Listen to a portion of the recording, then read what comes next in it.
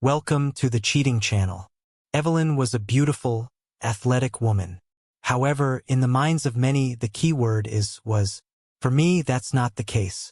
A bit of background about me, Rob Warfield, is probably necessary to understand the rest of this story. Until I was around 14, I was a juvenile delinquent. I constantly got into fights because I was tough, bullied many other kids, shoplifted, stole from locals, and once, along with a few older friends, stole a car for a few hours. At 14, I was placed in foster care because my parents could no longer handle me. I know that many kids have terrible experiences in foster families. Fortunately, that wasn't the case for me. My foster parents were big, tough, businesslike people. I had to stay in line. My foster father played lacrosse in college, and one of my foster brothers, who was a year older than me, also played lacrosse. By working various odd jobs, I managed to save enough money to buy a lacrosse stick, and my foster parents pushed for me to join a lacrosse league. I trained regularly with my brother and father. It turned out that I grew to almost the ideal size for a lacrosse forward. Since I turned 18, I've stood exactly 186 centimeters, 6 feet 1 inch, barefoot, and weighed 88 kilograms, 194 pounds, without clothes. In short, by the time I was 18 and graduating from high school, I was good enough to earn a scholarship to a Big Ten school. I started for 3 years, from sophomore to senior year, as a forward in college, earned a degree in electrical engineering in 4 years, and received several attractive job offers upon graduation.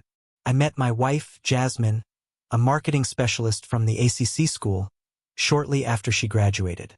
We got married when we were both 24 and enjoyed life as a highly mobile couple. My wife, Jasmine, and I met Evelyn Simmons and her husband, Brett, when we moved to North Carolina at 26, seeking better job opportunities. Evelyn and Brett were 3 or 4 years older than Jasmine and me, and they were the most attractive couple we had ever seen. Women's looks are often exaggerated in stories, but in Evelyn's case, this was not an exaggeration. I genuinely believe that from the time we met her, and likely since she turned 18, Evelyn had never been in a room where she wasn't both the most beautiful and stunning woman there.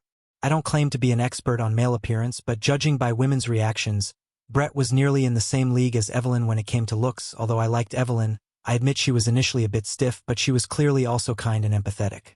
Surprisingly, she was almost shy, given her looks, and the fact that she was genuinely smart. Shyness was an unexpected quality. Along with Brett and Evelyn, we socially connected with several other couples around our age in North Carolina's Research Triangle area. These included Cindy and Dale, Sue and Rick, and Mandy and Carl. However, after we had lived in North Carolina for a few months, Jasmine and some of our other female friends seemed to change. It was as though they began to look down on Evelyn. I had trouble understanding why until I realized it was jealousy. I overheard a conversation in my kitchen between Jasmine and 2 of her friends. I was working on a project just outside the kitchen area of our home, and since it was a pleasant spring day, the windows were open. Jazz was the nickname given to my wife by her friends, though I never called her that. That woman Evelyn really freezes me out. Do you see how my husband, Dale, drools every time he's around her? Cindy growled. She's the sexiest one around and always seems to flaunt her assets, added Sue. Rick and I had our biggest argument over her after he was even more obvious than Dale, drooling over her like a lovesick puppy. Rob's not as obvious, Jasmine interjected, but like all the cavemen we're married to, I'm sure he stares at her from behind his omnipresent aviator sunglasses whenever he's around that woman. I'd love to throw that little temptress off her game. Cindy giggled, while Sue joined in, laughing at the word, temptress, and sharing Cindy's amusement. Tearing Evelyn off her pedestal and calling her all sorts of names, which were both inaccurate and inappropriate, went on for at least 5 more minutes before I'd had enough. I loudly announced my presence, entering through the side door and walking into the kitchen, finally putting an end to the slander session, at least for the moment. Oh, hi, Sue. Hi, Cindy, I smiled, pretending I had just arrived. What's going on? Just a little girl talk, Jasmine smiled back, graciously allowing me to kiss her on the cheek. That I chatted with them a bit, drank a bottle of iced tea, and then announced that I'd be doing some odd jobs right outside the kitchen windows. Shortly afterward, Sue and Cindy left, effectively ending the bring Evelyn down party. The way those 3 talked really got under my skin. It was especially upsetting because both Sue and Cindy had definitely come on to me in the past. I can easily tell the difference between flirting and outright advances, and theirs were unmistakably advances, yet they called Evelyn, whom I had no reason to think was indiscriminate, a temptress. I was also troubled by Jasmine's attitude. She had changed since we moved to North Carolina, or perhaps her true self was coming out, as I had never seen this mean, snide side of her that I had observed over the past few months. In any case, every time our group of friends got together, the women never ostracized Evelyn in mixed gatherings. Likely because of how attractive her husband Brett was, I tried to be as kind to Evelyn as possible to make up for the subtle ways in which the women avoided her. Evelyn never dressed provocatively.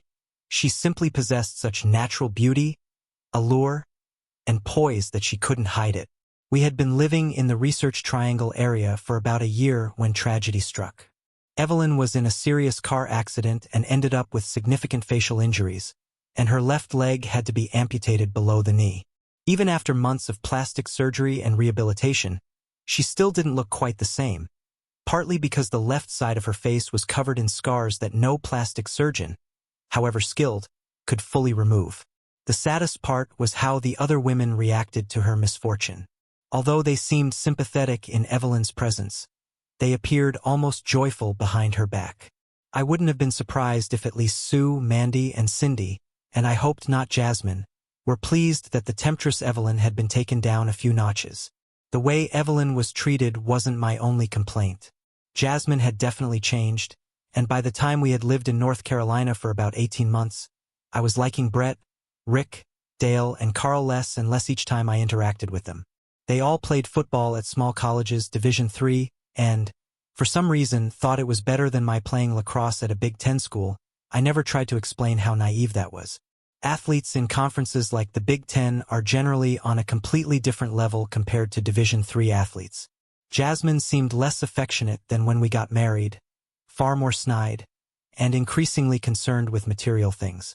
I talked to her about these changes, but she either explained that her ideas were just maturing, claimed I was imagining things, or suggested that I was becoming more sensitive. As for the guys in our group, I only socialized with them during events with our wives. I joined a recreational softball league, started taking tennis lessons, and formed another group of male friends with whom it was easier to get along. The first significant event happened about 3 months after Evelyn's accident. I had visited her in the hospital a few times, helped her connect with an excellent rehabilitation center, and she had been fitted with a prosthetic leg. I was out for a run in the local park when I passed a secluded grove with a few benches and heard what sounded like sobbing. I stopped my run, wondering if someone might be in trouble, and entered the grove.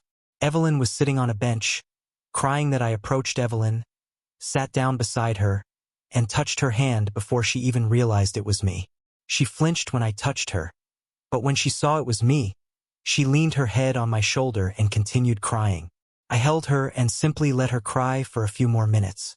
After a few minutes, Evelyn regained most of her composure, looked at me, wiped away her tears and said, "I'm sorry you had to witness my little pity party, Rob. I understand you've been through a lot, Evelyn. If what happened to you had happened to me, it would take me a long time to come to terms with it. I feel like I shouldn't be so shallow and worry about how my appearance has changed, or that I can't do sports like I used to, or wear clothes that show off my legs, which I used to take vain pleasure in," she replied with a faint smile. "You're not shallow, but you seem resigned.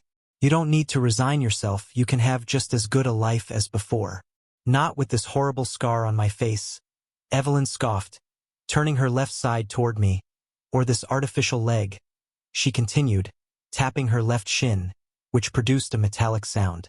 "That's where you're wrong, Evelyn," I continued. "Maybe you're not in the 100th percentile for looks anymore like you used to be, but you're still not below the 98th. People with even greater need for prosthetics than you are capable of performing physical tasks just as well as anyone else." Evelyn looked puzzled. "Why do you say that when you damn well know it's not true?" "I look awful, at least Brett seems to think so." I smirked. She slapped my arm and cursed. "Not funny." "Yes, it is funny," I replied, "because you're a beautiful, stunning woman, one any man would be lucky to marry, and if Brett thinks otherwise, then he's the one who's shallow."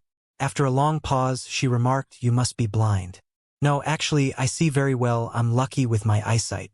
I think you need a change in perspective." Here's what I propose. Why don't we meet twice a week to work on your mobility? I'll go with you anywhere you want to go. So if you run into any physical challenges or feel uncomfortable, I can help. Plus, maybe my attention will help you believe the truth, that you're a beautiful, stunning woman. Evelyn protested for a few minutes but eventually agreed. We started with a walk on the park trail, and when she got tired, I carried her the last 500 or so yards back to her car. We agreed to meet twice a week for about an hour to work on her mobility, and after a while, I noticed she started wearing makeup again, trying to minimize the scars on the left side of her face. I made no attempt to hide my interactions with Evelyn from Jasmine. In fact, I invited her to join us, thinking that support from another woman might be helpful. Jasmine dismissively declined. I didn't like that. After about 6 weeks of our sessions, Evelyn's attitude and mobility had improved significantly. However, she had one serious concern. She mentioned that Brett was becoming more distant with each passing week, and she was certain he was having an affair. After one of our sessions, when she shared her suspicions about an affair, I sat her down and talked with her about it in detail. After our conversation, I wasn't convinced she was right, but since it was troubling her, and because we had become good friends, I offered to investigate for her. When do you think he's most likely fooling around? I asked. It seems to vary, but it's almost always early on Saturday mornings. Would you mind if I temporarily disable his car one Saturday, set up an electronic tracker on your car, and make him use it instead? As an electrical engineer, had access to all kinds of advanced electronics. I could easily find out if he was cheating on Saturday afternoons. You'll call me this Friday night after making sure he won't need his car in the evening. You'll leave the side garage door open, and I'll handle the rest. A broad smile appeared on her face, and she kissed me on the cheek. I smiled back. The second significant event occurred when I put my plan into action on Friday evening. After receiving Evelyn's coded message, "My prosthetic leg hurts tonight. Got any suggestions?" I left the party Jasmine and I were attending, claiming I was going to get more ice for the host. I slipped into Evelyn's garage, temporarily shorted out a critical circuit in Brett's car's ignition system, and placed a magnetic tracker in the wheel well of Evelyn's car. The whole operation took me 4 minutes. I picked up some ice for the host and returned to the party. On Saturday, Jasmine was doing her usual Saturday shopping with either Sue or Cindy. I can't remember which, so I was free to monitor the tracker in Evelyn's car while working on some computer tasks at home. As soon as I saw Evelyn's car moving, I jumped into my own car and followed. Imagine my surprise when I found her parked in front of Mandy and Carl's house, right next to Jasmine's car. From conversations at the Friday night party, I knew Mandy was out of town. I parked a block away and quietly snuck around to the back of Mandy and Carl's house. I didn't see anyone on the first floor, but I could hear noises coming from upstairs. It was risky, but I tried the back door and found it unlocked. I took off my shoes, slipped inside, and crept upstairs. My surprise turned to anger when, in the master bedroom, I heard the sounds of sex and saw, on the same king-size bed, Brett having sex with Jasmine and Carl with Sue. My immediate impulse, fueled by my past as a tough juvenile delinquent and my aggressive streak from playing as a lacrosse forward, was to burst in and beat the hell out of Brett. However, I knew I had illegally trespassed on Carl's property, so that would end badly for me. Instead, I took a few explicit photos on my smartphone. The angles weren't great, but with all 6 different photos, I think it was clear who the 4 participants were. Jasmine's face was unmistakable as she rode Brett cowgirl style, as was Sue's face as she did the same with Carl. One of the photos also had Brett's face very clearly visible. Carl's face wasn't as clear, as he was lying face down and was the farthest from me. But it was his bedroom, and anyone who knew him could tell it was him. After taking and quickly reviewing the photos, I crept back downstairs, put my shoes back on, and left. I had no doubt in my mind that the cheaters would swap partners after the first round. Just because I needed to do something, I deflated both of the rear tires on Jasmine's car, then drove to Evelyn's house. I don't think I had ever been this angry in my life. I was only able to control my emotions because, over the past few months, I'd begun feeling things I'd never experienced so intensely before.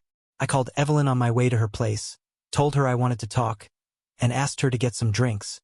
She might need them for what I was about to reveal, that I needed only a brief conversation with Evelyn. At first, she cried and said things like, "I know I'm now just a disfigured cripple," she started. But I stopped her. "You don't deserve to be treated this way. Brett and Jasmine are jerks, just like Carl and Sue. I have a plan. Can we meet early next week after I sort out a few details?" "All right," she replied, wiping her tears. "You need to be as good an actress as possible for the next week or so to keep Brett in the dark. Can you do that?"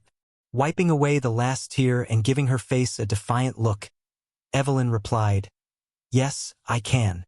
I'll fix Brett's car, then start working on my plan. I'll message you about our meeting, probably Tuesday or Wednesday."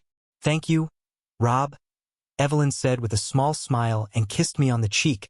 That I began my new life by pulling Evelyn close and planting the hottest kiss I'd ever given anyone on her lips, holding her tightly. Not only did she not resist, but she returned my passion with equal enthusiasm. When I pulled away, I smiled at her, went to the garage, removed the short circuit from Brett's car ignition system, and then drove home. I was proud of myself for behaving almost the same with Jasmine over the next few days. The only difference was that I didn't initiate any intimacy. Jasmine was surprised when she tried to start something, but I made an excuse which she accepted. Since I had never lied to her before, the next few days kept me busy. I met Evelyn on Wednesday afternoon at a cafe in the building next to her workplace. I wasn't sure she'd fully agree, but with a few minor adjustments, she accepted everything I proposed. We parted with a kiss more passionate than either of us had ever experienced, and as I walked away, she had a smile on her face and a warm glow radiating from her heart. My plan was set to be fully executed within 3 weeks after that Wednesday meeting with Evelyn at the cafe. In the meantime, we continued our sessions twice a week, each time saying goodbye with a kiss rather than just a hug, as we had in the first few weeks. I did have to sleep with Jasmine to keep her from getting suspicious, but I just treated her like the $3 tramp she essentially was, and she seemed satisfied. Everything was going smoothly until 1 week before the final deadline. I couldn't resist adding a touch of bitterness to the sweetness. The third significant event happened on a Saturday evening, 1 week before my plan was set to be fully executed. It was a barbecue at Sue and Rick's house, with all the usual suspects present. I was glad this might be the last time I'd have to see any of the jerk husbands in our group. While the women were occupied elsewhere, the guys, except for me as I wasn't drinking, were each on their 6th or 7th beer, swapping lies in the backyard. To my shock, though, looking back, I shouldn't have been surprised, given Brett's demonstrated disrespect toward Evelyn. Brett made a degrading comment about Evelyn, referencing both her ugly scar and her metal leg. I couldn't hold back my anger. "Why are you such a damn jerk?" I growled. "How dare you talk about your wife like that?" I added a few more choice words, some of which implied he had an unusual relationship with his mother. To my delight, a stunned Brett did something truly foolish. I think his reaction was fueled by 7 bottles of beer, his naive belief that playing Division III football somehow made him stronger than me, a lacrosse player in a major conference, along with the presence of the other guys and his jerkish nature in general. As he approached me with clenched fists, he growled, "I'll say whatever I want about my wife, you wimp, and I'll mess up and scar your face too." When his face was about half a meter from mine, I headbutt him in the nose, breaking it and knocking him to the ground, where he lay groaning and gasping. My satisfaction grew when Carl, apparently fueled by the same foolishness that spurred Brett, took a swing at me. I grabbed Carl's right fist with my left hand, stopping his drunken punch in midair. In the same motion, I kicked his left knee with my right foot, and as he fell to the ground, I stepped over his right arm and broke it. Dale looked like he wanted to do something, but I pointed at him and growled, "Don't even think about it." Rick leaned over the groaning, writhing Brett, and asked, "Why did you do that?" "Don't worry too much, Rick. Brett and Carl have been sleeping with your wife, Sue, apparently for quite some time. I'll send you the photos in the next few days." At that moment, the women ran over, all except Evelyn, who stayed in the background with a smile on her face. Since I couldn't avoid getting myself covered in Brett's blood, and since both he and Carl were screaming in pain while I stood there with a wild look in my eyes, Jasmine snapped, "What did you do, Rob?" I replied calmly, "Your lovers attacked me, so I beat the crap out of them." Luckily for you and Sue, I didn't crush a few other things as well. As I walked to my car, Jasmine and Sue yelled at me. I ignored them. I was surprised that Jasmine came home. I was already in bed when she did. She turned on the overhead light in our room and started to rant. Not that you care, but both Carl and Brett had to go to the hospital. Brett has a broken nose and a concussion, and Carl has a broken arm and a bruised knee. Jasmine didn't expect my response. Turn off the light, you damn adulteress, and get out of my room. Go sleep in the guest room. After the initial shock, she snapped, you can't talk to me like that. That was all she could manage. I got up from the bed, looked her in the face and said, if you don't get the hell out of here, I'll throw you out without your keys, and you can spend the night outside or take care of your buddies. I don't care who. She began to stammer. What, do you mean? Clearly my previous words hadn't sunk in. Maybe she was drunk, but I didn't let her finish that. I carefully lifted her, carried her out of the room, closed and locked the door, and slid our security bar under the doorknob. Jasmine pounded on the door for about 5 minutes, but I turned on our white noise machine to drown out the sound, and within 10 minutes, I was in dreamland. On Sunday morning, I called Evelyn and asked if she'd mind speeding up our getaway. I have something to take care of on Monday, but any time after that works for me. I'll have the servers set up for processing by Tuesday and arrange for the movers to come that day while Brett and Jasmine are at work. I replied happily. Jasmine tried to talk to me on Sunday and Monday. I pushed her off, saying we could talk Wednesday morning but not before. She still attempted to engage me, but I simply walked away. I didn't share any meals with her and didn't interact with her at all until Tuesday. After Jasmine left for work on Tuesday morning, the movers arrived at our house. They loaded up everything I wanted to keep into the van.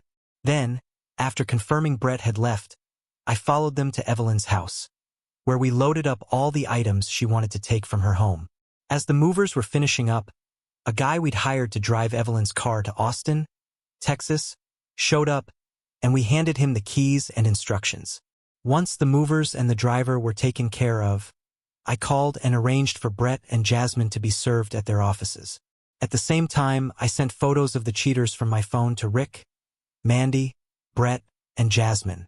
Then Evelyn and I shared a passionate kiss and got into my car soon as we left the Research Triangle area. Evelyn smirked. I can't believe I'm starting a new life, with a new job, in a new city, with a guy I've never even slept with. That last part will be taken care of when we stop near Atlanta tonight. You know damn well it's going to be amazing because I love and respect you, and you feel the same about me. I grinned. Evelyn laughed, kissed me on the cheek, and then began chatting about our new life and the temporary housing in Austin near our new jobs, until we can find the house we love. That night, I learned a few things. I can't say they were unexpected, but I was certainly glad to get confirmation. Evelyn's facial scar and the loss of her leg below the left knee had no effect on our sexual enjoyment. She could maneuver her body into practically any position that brought pleasure, and her full, round breasts were enticing. When you're truly in love with someone and leaving a bad situation, sex brings as much emotional satisfaction as it does physical. Starting a new life with Evelyn was probably the best decision I've ever made, perhaps second only to turning my life around in foster care after my juvenile delinquency phase. Both Brett and Jasmine tried calling us several times. We only answered their first calls, during which we simply told them that all communication would need to go through our lawyer. Evelyn and I had obviously hired the same one. We had already split all cash and securities. We held 50-50 with our future ex-spouses and were prepared to either sell our homes or offer them the chance to buy us out. Rick and Mandy also called us, asking for further clarification about the photos I'd sent them. I provided additional explanations, as well as the name of the lawyer Evelyn and I were working with. We never found out what they did with that information. 7 years after our move to Austin, I consider my life with Evelyn perfect. She now has 3 different prosthetics for various situations, including one that allows her to jog easily while we push our 2 kids in strollers. At first, she was self-conscious about appearing in public in anything but long pants, but I convinced her that even with the prosthetic, her legs were stunning. Now, she wears shorts or skirts without a second thought that we tell each other, I love you every day, and we mean it wholeheartedly that we have no idea what Brett and Jasmine are up to, nor do we care in the slightest. Thank you for listening until the end. See you in the next episode of Cheating Secrets.